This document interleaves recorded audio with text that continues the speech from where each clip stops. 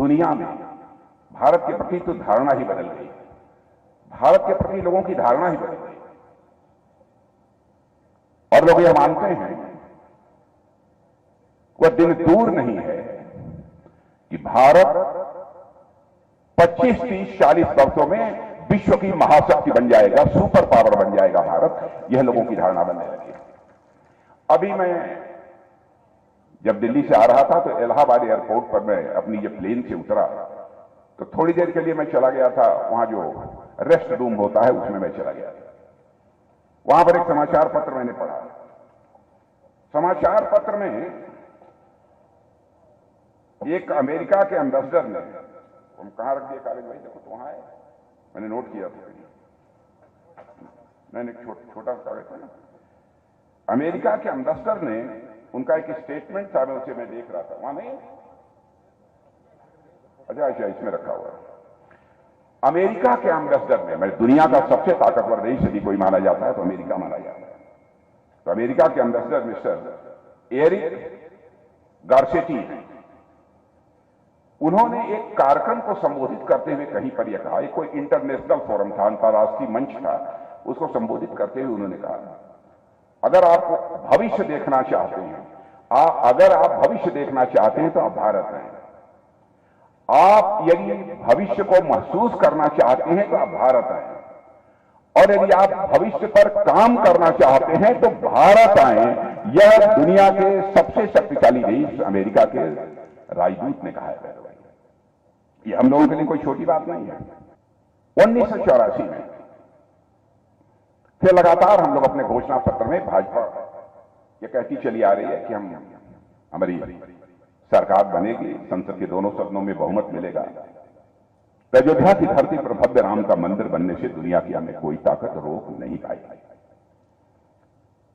बहनों भाइयों, आपने देखा कि आपने संसद के दोनों सदनों में बहुमत दे दिया, हुआ है अदालत के फैसले से, लेकिन अवसर हमको मिला है, अवसर हम लोगों को मिला है कि अयोध्या की धरती पर आज भव्य राम का मंदिर बनकर खड़ा हो गया। मर्यादा पुरुषोत्तम भगवान राम अपनी झोपड़ी से निकलकर अपने महल में स्थापित हो चुके हैं। बहने भाइयों, मुझे तो ऐसा लगता है कि भारत में अब राम राज्य आने का यह शुभ संकेत है। राम राज्य हम कहते किसे, जब लोगों के अंदर अधिकार बोध के बजाय कर्तव्य बोध यह ज्यादा पैदा हो। और आपने देखा कि सारा संकट रामायण काल में भी खड़ा हुआ था कैकेयी के कारण ही ना, क्योंकि उनके अंदर अधिकार बोध ज्यादा पैदा हो गया था, कर्तव्य बोध नहीं था। शेष लोगों ने अपने कर्तव्य का ही निर्वाह किया था। मुझे ऐसा लगता है हम लोगों ने कहा था धारा 370 समाप्त कर देंगे, चुटकी बजाकर समाप्त कर दिया। अब ट्रिपल तलाक, लोग कहते हैं साहब भाजपा वाले हिंदू मुसलमान की बात करते हैं।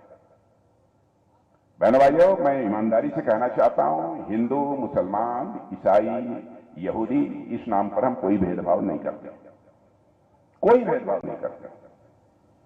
हम सबको साथ लेकर चलना चाहते हैं। जो भी भारत की धरती पर पैदा हुए हैं और सभी भारत माता की संतानें हैं, हम यह मानकर चलते हैं, कोई भेदभाव नहीं करते। और यह आरोप तब और तेजी से लगाना लोगों ने प्रारंभ किया जब हम लोगों ने कहा कि 3 तलाक की प्रथा को हम समाप्त करेंगे जो हमारी सरकार बनेगी। हमने जो बहुत पहले कहा था, ऐसा नहीं है कि किसी की आंखों में धूल झोंक कर हमने इसे समाप्त कर दिया। हमारी प्रतिज्ञा थी, हमारा वचन था। क्यों? क्योंकि हिंदू हो, ईसाई हो, मुसलमान हो, यहूदी हो, पारसी हो, किसी परिवार की मां बहन, बहनों भाइयों, हमारी मां बहन है, यह मानकर भारतीय जनता पार्टी के लोग चलते हैं। नारी का सम्मान, यह हमारी प्राचीन परंपरा रहा है। नारी को शक्ति स्वरूपा माना गया है हमारे यहां देश में। अब कोई किसी से शादी करके और 10 दिन के बाद 3 बार तलाक तलाक तलाक बोल दे, उसकी छुट्टी कर दे,